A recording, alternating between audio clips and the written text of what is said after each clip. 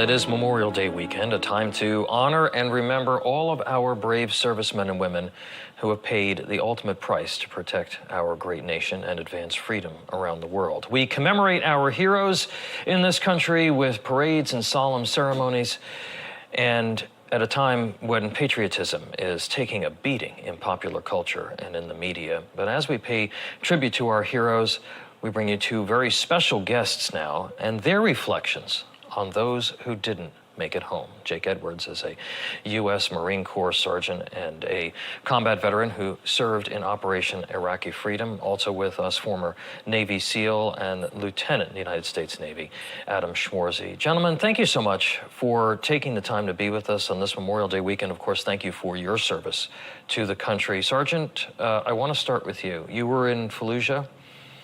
When this day comes every year, who do you think about? So our battalion was the main assault battalion for the Second Battle of Fallujah, and we're hitting our 20-year anniversary right now. Yep. And I think about all those guys that you were shoulder to shoulder with, and the randomness of combat. You know, I've heard people tell me it's not luck, it's randomness of combat for those that don't make it home. I think we all can relate that served in battle that we can't predict and guess who's going to be the next one that gets hit. But when we come back home and our lives continue, we can't forget those that didn't make it home. And the Gold Star families out there that we all love so much, we want to thank you for raising the men and women that you brought to this world to be great professionals out there with us on the battlefield.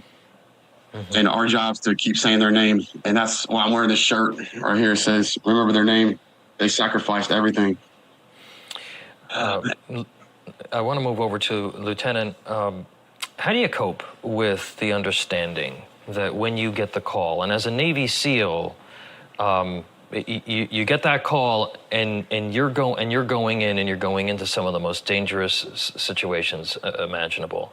When you get that call that you know that this could be it, that your life is on the line. How do you handle that? I handle like every other service member. I actually served in Fallujah as well, so sympathized with my Marine brother there. I actually had the honor and privilege of starting out my career as an enlisted infantry Marine, where we were the main effort in Najaf.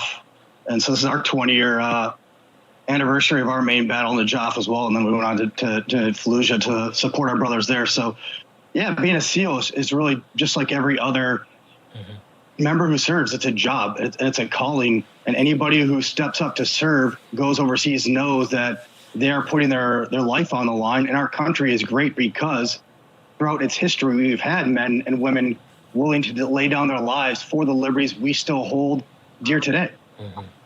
Sergeant, I know you do a lot of speaking about service now.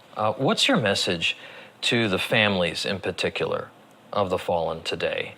Because they've been told in a lot of ways that, particularly for our war on terrorism fallen heroes, that they died in vain. We've had so much of that, unfortunately, over the last 20 years. What's your message to them?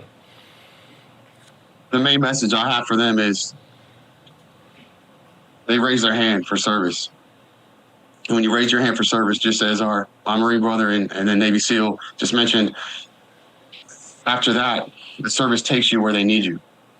So the message, though, is, look, we can't take the past is real, the present is now, and the future is how we can come together and continue to grow and tell stories and remember those that sacrifice. And that's what today means to me, or this weekend means to me, is that pause, formal pause. So we have a moment of silence, but it's this formal pause in our society for Memorial Day and the weekend to actually give grace, give respect, share stories, and never forget those that lay down their life for all of us. Lieutenant, we have a crisis in this country of leadership and of service. Recruitment is down for all the military branches. What's your message to our young people about service and sacrifice as we mark Memorial Day? That's a difficult question, sir, because as you correctly put it, all the services recruiting is down.